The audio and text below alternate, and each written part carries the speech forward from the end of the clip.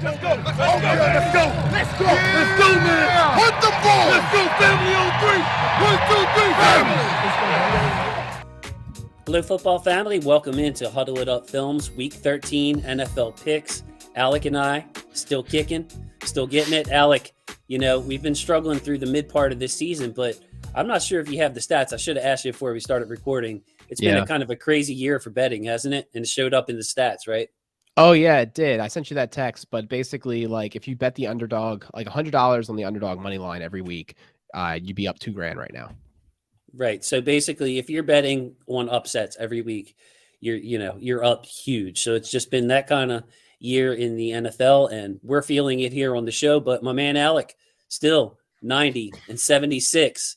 You know, you're creeping to that 9-8 type of record, which isn't good. So I'm expecting a big week out of you, son. Big week. I hope so too. I had a 5-10 week last week. It was abysmal, miserable, sad. That was the Thanksgiving week, right?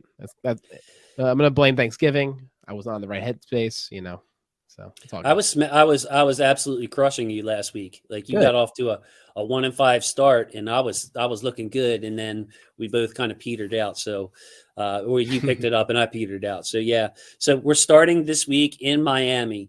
Miami Dolphins have won 4 straight games. The New York Giants are coming to town. The Dolphins are 4.5-point favorites. How can I not take the Dolphins in this game? I'm taking the Dolphins. They're hot. Looks like Tua's gotten his stuff together. They have some pieces on defense. The Giants did upset the Eagles last week, which really was just the head scratcher of the week for me. But I'm still rolling with the Dolphins in this one. Feel comfortable that they'll win by more than 4.5 points. Me too. Dolphins are the pick here. Their defense is playing way better. It's starting to play the way we expected it to play from the get-go. And I think same reason, man. Dolphins are on a roll. So the next game up is the Colts at Texans. My lock of the week. The Colts are a 9.5-point favorite. I think they can do it. I just don't believe in the Texans and what they're putting up right now.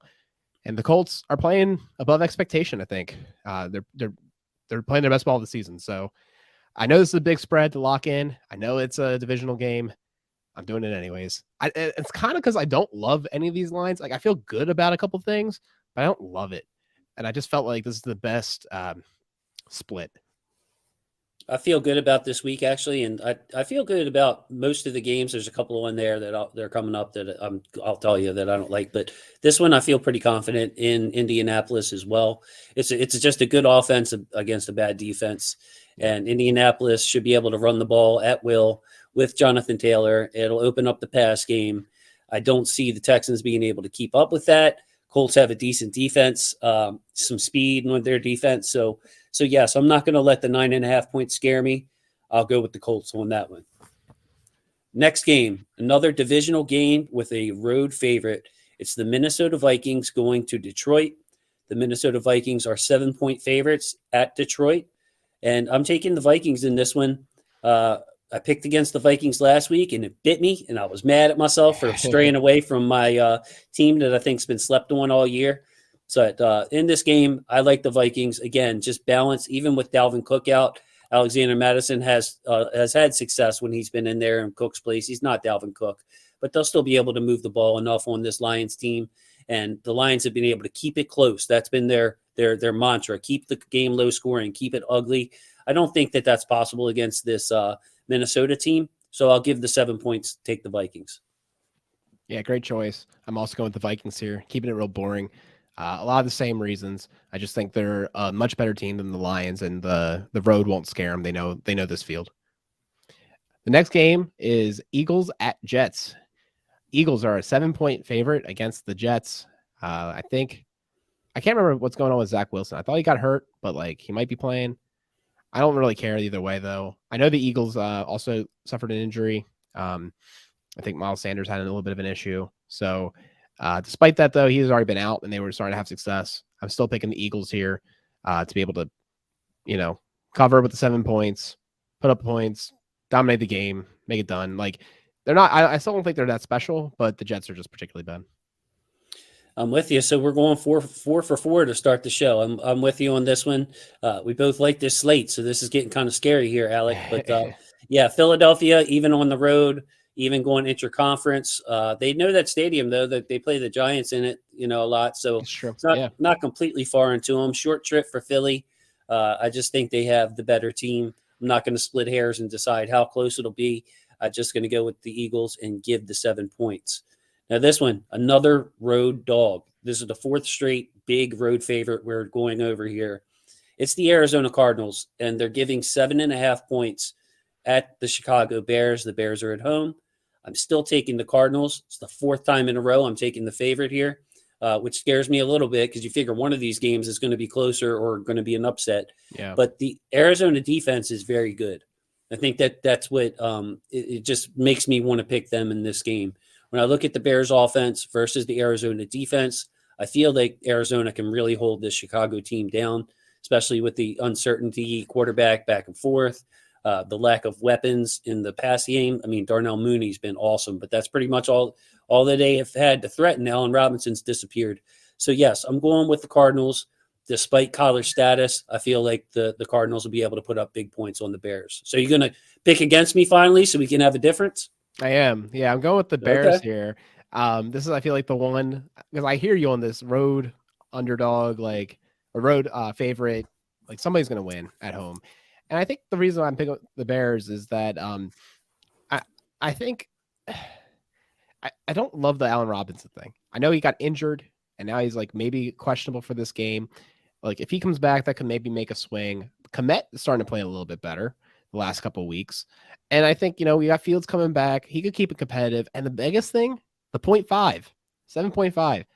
Yeah, that old 99.99 factor. Yeah, I could see it being 7 for sure. But that's that they still cover. So I think the Bears can keep it competitive. I also think, it's the first week back for Murray. They might not want to push the accelerator too hard if he is back. He's had a lot of time off. I think Hopkins is still messed too. So there's stuff going on that Cardinal side. The defense is scary.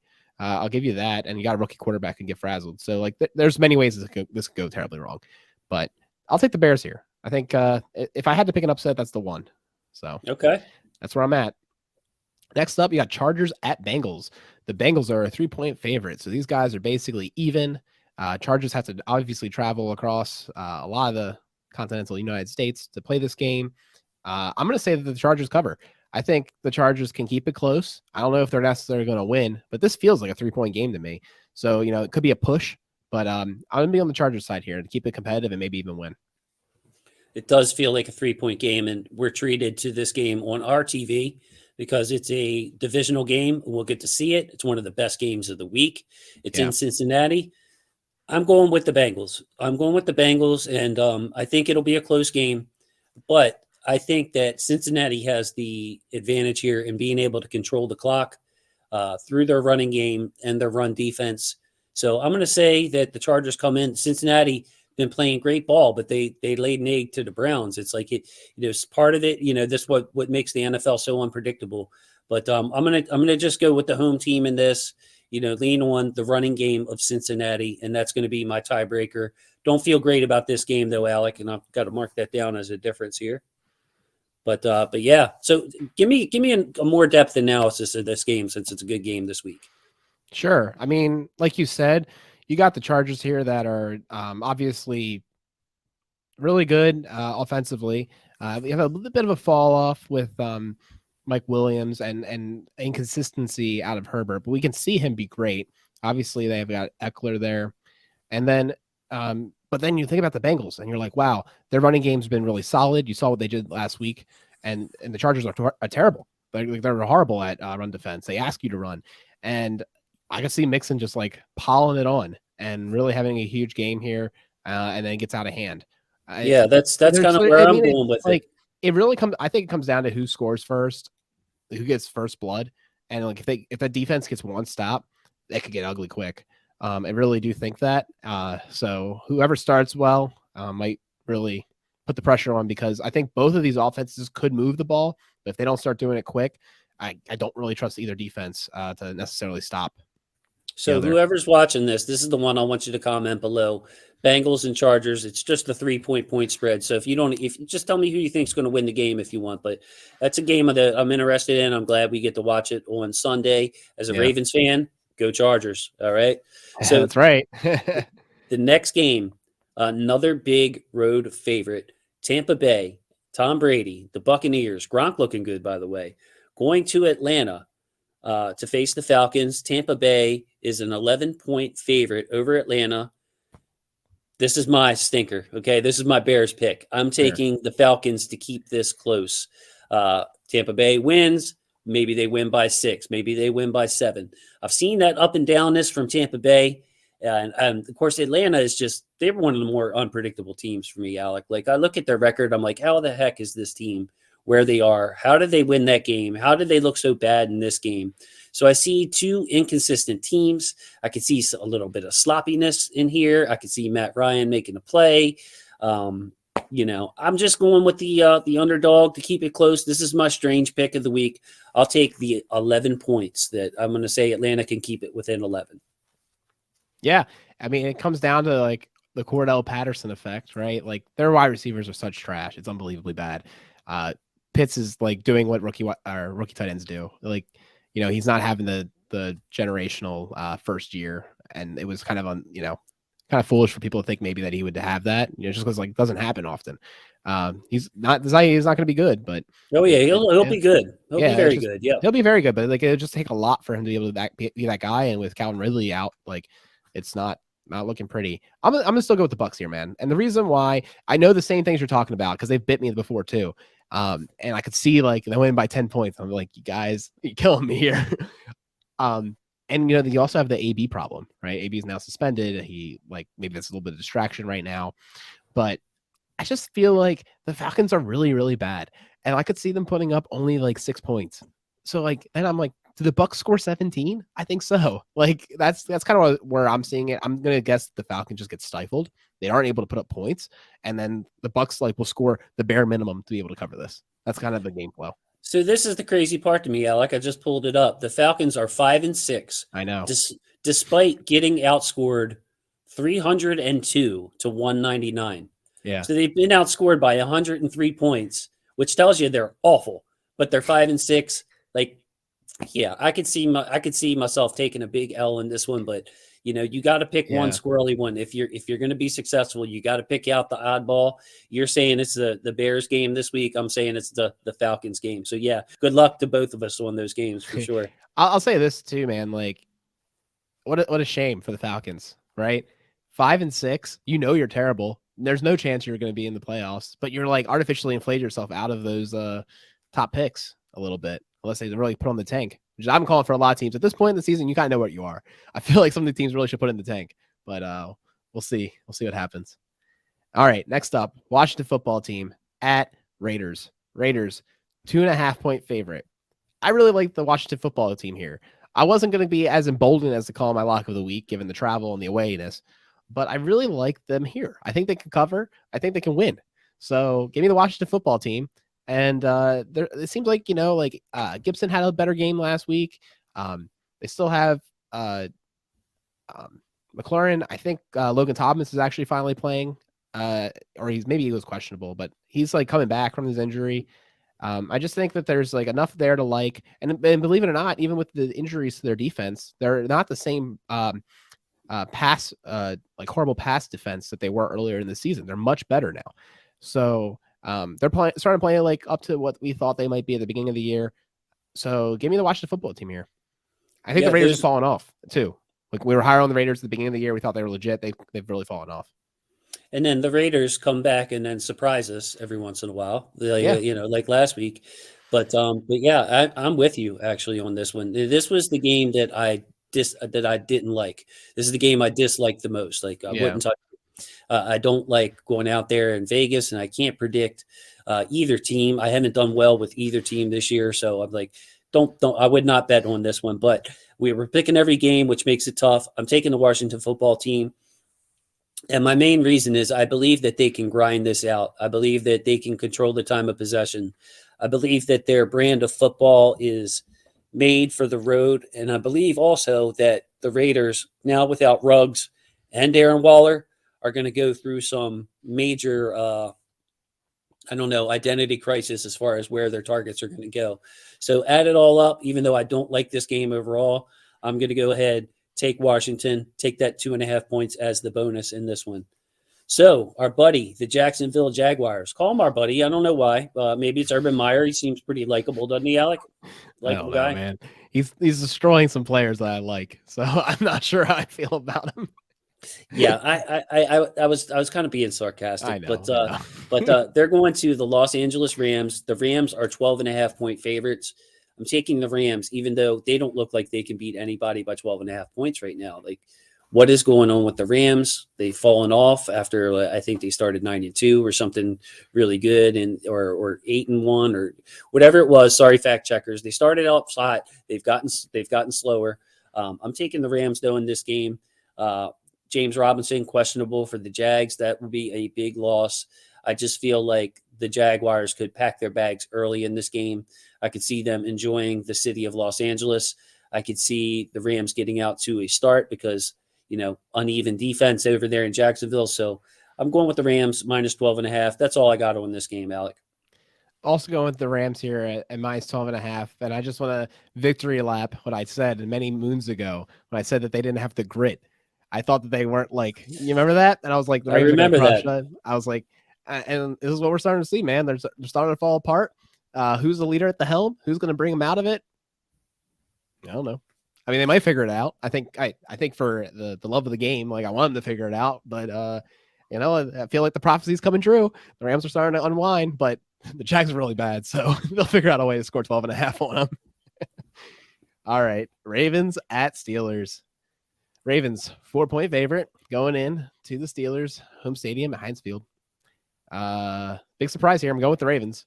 And the rationale is that, obviously Big Ben's not who he once was. The defense is playing much better for the Ravens. I saw some people thinking Chase Claypool is going to have a huge game because he's 11th in deep targets and the Ravens are lining up all these long passes. And I was like, watch the film. It hasn't happened the last couple of weeks. And when it does, it's literally these huge gaff plays, right? You're betting on us making a mistake, not that they're actually bad at football. I don't like that bet. I'm going to take the Ravens here. I think they could roll. I really do. It would be interesting, right? The Ravens offense has not been kicking on all cylinders the last couple of weeks. So this is where it could get interesting and close. Is if the Ravens are just cold, you could have another 13-10 game, or whatever, close game. That totally could happen. But I'm thinking the Ravens are going to not get knocked out of it. And I think they're going to be able to run effectively. I think the pass game will roll. I think Bateman will finally get a touchdown, all those things. And I think there'll be sacks. I think we're going to be able to generate a lot of sacks against this offensive line. The way that our pass rushers are doing right now, I trust that the Ravens will win this game and control it the whole way. Not sure about the sacks part. I want to say that right off the bat because they're still Ben is still getting the ball out faster than any other quarterback. That doesn't mean pressures or things that are more meaningful. Fair. That's fair. Just talking about the actual category of sacks. Maybe we get two. They've given up some despite how quickly he's getting rid of the ball. The Steelers' pass protection hasn't been good. That's a good point. Yeah, I'm taking the Ravens in this game. Sorry, Alec. I just wanted to get it up so I can flash that little thing on the bottom. Yeah. I'm taking the Ravens in this game, and I feel pretty confident in it, actually. And, it scares me anytime that I'm confident of my own team winning, even a great franchise like the Ravens, who have basically been a winning team for most of my life. But in this particular game, in this matchup, I'm looking at a Steelers defense that is horrible against the run. Yeah. And I've been studying them this week and I'm like, how are the Steelers that bad against the run? Well, they have Cam Hayward and that's about it. That's about it. Chris Wormley, we know what he is from Baltimore. He'll make a couple of plays, but he's not dominant. They have Tuitt's out for the year. Isaiah Buggs is banged up. Devin Bush is having his role reduced. TJ Watt has COVID. Man, I have more notes. There's another player went out. Robert Spillane, their linebacker, went out with COVID. So all these things are adding up, and I think that this really makes for a good game flow for the Ravens, who, Roman's going to be determined to run the ball. This is a game he can actually do that. You saw the points that the Ravens were able to put up against the Los Angeles Chargers, against the Vikings. Pretty much against any bad run defense, the Ravens are going to put up their points. And then when you look at the Steelers, they're not going to put up big points. So I like the Ravens in this matchup. Don't want to say too much more about it. I want to say one more thing about it though. The Ravens are not my lock of the week, primarily because I think we've always lost when I said that. So I've forbid myself from locking them anymore. You're welcome. You're welcome, Ravens fans. All I want to say is that we're men of similar mindsets on this, because I actually locked the next game. It's San Francisco at Seattle. The San Francisco 49ers are 3.5-point favorites at Seattle. I am locking in those 49ers. Yeah. I mean, the Seattle Seahawks have been just such in a rut right here, and I can't take it anymore. I tried to stick by Seattle. I'm like, eventually they'll get it going. Russ is coming back. There, you got Lockett, you got Metcalf. You got a decent running game no matter what. You have a pretty balanced team, but their defense is so horrible, and I expect Shanahan to run some shenanigans in this game, giving them a problem. So I'm taking San Francisco. 3.5-point favorites on the road. I think they win by 10. Nice. I'm taking the Seahawks, and I hate every minute of it. I hate every minute of taking the Seahawks. The only reason I'm doing it is because they're at home, and they've been playing so bad, so bad, and they shouldn't be playing that bad. So you're going for the old reverse whammy, the reverse. And I'm just like, they shouldn't be as bad as they are. I'm not saying they're going to win. I'm saying they're going to cover. So it's only 3.5 points, Alec. It's not like, what are you saying? They win by 1 or 2? What kind of prediction is that? Huh? I'm just saying that they could lose by 3. That's what I'm saying. I'm just saying I'm saying the Seahawks are really bad at what they're like. They're really playing horribly, but I'm gonna go with them despite the fact that everything's telling me that they've been playing terrible, and there's no reason to think that's going to change. I'm gonna be so mad at the Seahawks if they let me down now on this one. I mean, think about it this way: they didn't target Metcalf until the third quarter. That is a criminal fine. I would fire everyone in the building. I'd maybe even fire DK Metcalf for not demanding the ball sooner, because that's ridiculous. That's insane. You know who I wanted to fire last week, by the way? Not even on my team. I want to fire whoever it was on the Cleveland Browns during that Ravens game when Jack Conklin gets destroyed, out for the year. Prayers up to Jack Conklin, good player. Sorry to see that. Right. But they don't cart him off the field. They have 2 guys walking him on the field. And then you have a man with a torn up knee and whatever else stumbling like the Holy Ghost jumped into his spirit there. And if I'm the owner of the Browns, I'm like, wait a minute. First of all, we didn't cart the guy off the field. Second of all, the guy who's supposed to be holding him up isn't holding him up. He's injured, out for the year, and he's stumbling across the field. I was upset even though I'm a Ravens fan, I was upset at the Browns training staff there. We saw him get carted off on the sideline, and I was just like, that's so weird. Why would they're usually very cautious about those things. They'll cart him. They should be. Fine. They should be. Right. I mean, gas is I understand the gas is a little high right now, but you can roll it out there.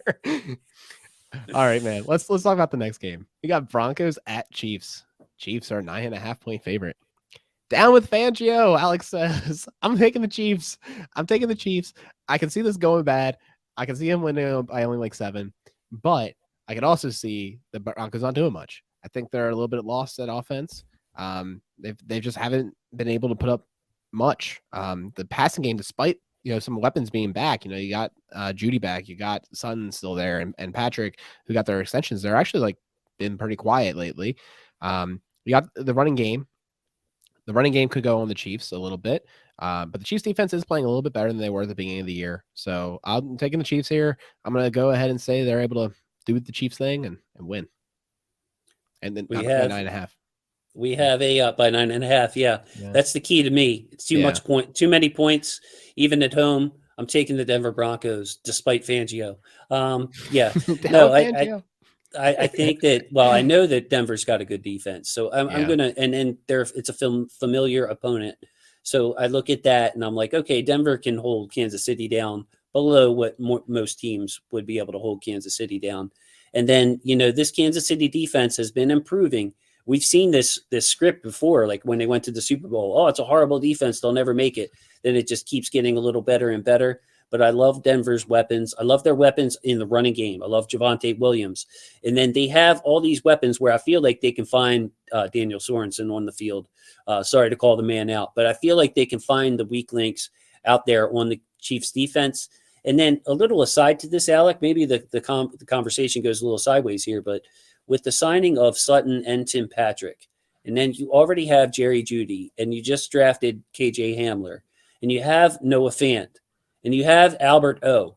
It's almost like, why, if you have all of those weapons, why would you sign Tim Patrick and Courtland Sutton? Now, I haven't looked at the contract, so maybe they're quite manageable. But it's almost like too many cooks in the kitchen. And Denver wants to run the ball as well. You got Javonte Williams. So it's like one football around. You don't have a quarterback yet, your franchise quarterback. I'm kind of scratching my head, even though I like Tim Patrick and I like Courtland Sutton. They're worthy players. They deserve their contract. I'm not sure about that financial move for the Broncos. Any thoughts on that, or am I just reaching over here? No, I mean, it makes a lot of sense, dude. You're asking the team. They're putting a lot of money into skill positions, and they already have, pretty good people. I totally get what you're saying. They lack the quarterback.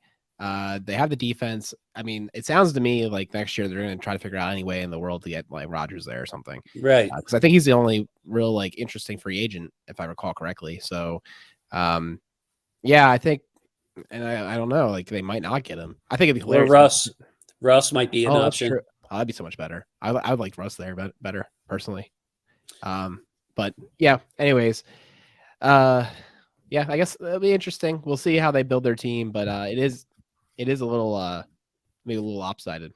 I have to look at their whole cap situation to be able to say. I don't know their cap situation, so maybe I'm talking out of defense. Turn, but the defense might need some money soon. Maybe they're about to lose somebody. I don't know, but yeah, it's interesting. I was really surprised to see them sign both. No one thought. I think even their fans didn't think they would sign both. Yeah, good players, good pieces, but you already have good pieces. Spend your money elsewhere. So that's kind of that was my philosophy there. So the first meeting of the season between the New England Patriots and the Buffalo Bills will occur. Is it still called Orchard Park in Buffalo? I hope so. Yeah. But it's at Buffalo. The Bills are 3-point favorites against the Patriots. So Vegas calls that an even draw with the 3 points for the home field advantage.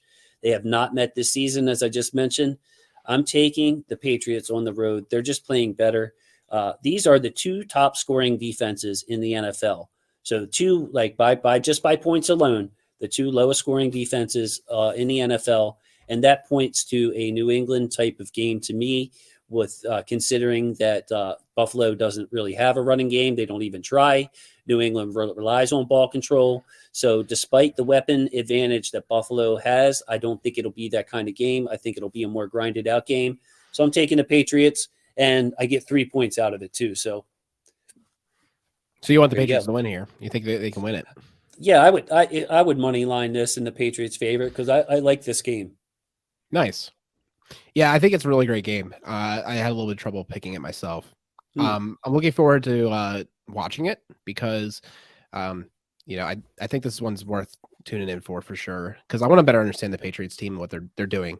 I know they've been on the ascendancy. I know a lot of people are really high on them right now, and I want to have a better understanding of it because the Ravens will have an opportunity to play them.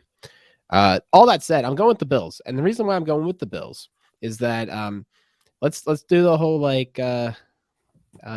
Belichick thing. So best weapon. All right, they're going to take away Diggs. I still believe in Emmanuel Sanders and Beasley, but I believe in them enough to do points and do things. The running game, obviously, like you talked about, is almost non-existent. So you can see how this could go really bad, but I just think they'll be able to overcome. I'm not yet sold on the Patriots, and this could be my problem here. I'll see, but they got the young quarterback. I think the defense could maybe play a little bit better. I know they had a big injury recently. That's not good. So Tre'Davious White. Yeah, Tre'Davious White. That's what it was. Sorry.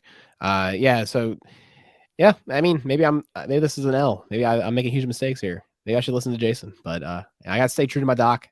I'm going ahead with Bills. I really do. Like I said, I had trouble picking it. So, sometimes in these situations, I'll go with the underdog because I'm give me the points. But yeah, I'm with the Bills. We'll see if I'm right. I think it's going to be whoever wins the game, right? I think the Bills will be able to win by 3. It could be a push. It'll be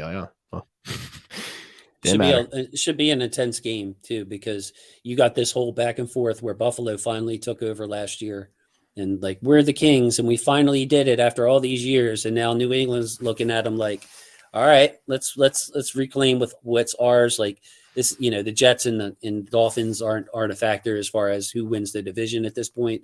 So yeah, this game means a lot, and I expect it to be a really entertaining game. So Alec, we agreed on the first 4 games. We disagreed on 3. Then we agreed on 3, and then we disagreed on 3. So we got our own little pattern here. Yeah. So we disagreed on 6 total games. We only agreed on 7. Should be an interesting, big swing week here on the show, and just a fun week of football, I think, in general, Alec. This is a good one. Yeah, I agree with you, man. This is going to be a lot of fun. Yeah, man, you got Ravens, Steelers, you got Bills, Patriots, like we just mentioned. That Washington football game at Las Vegas should be really interesting. Cincinnati and Los Angeles.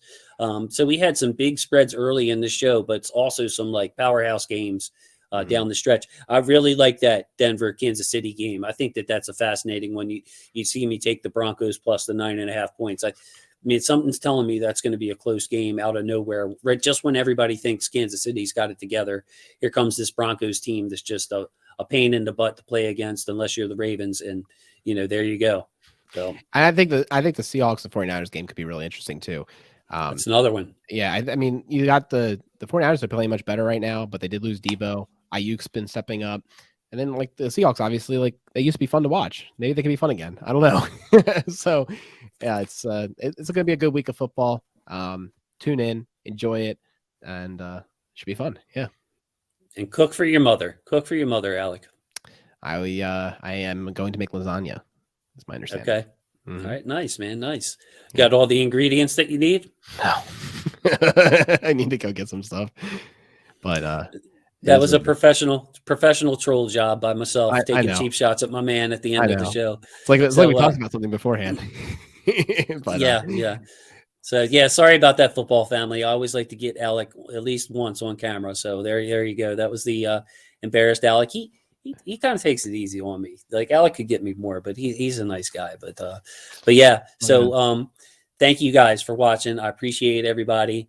Thank you for all the support. Really want to hear some opinions on the game. I would love to get some picks for this Chargers-Bengals game, especially and some of the other good games. Yeah, some of the other good games. So, Alec, say goodbye to the football family. Say goodbye to all the people out there, all right? Yeah, take care, guys. Have a good night.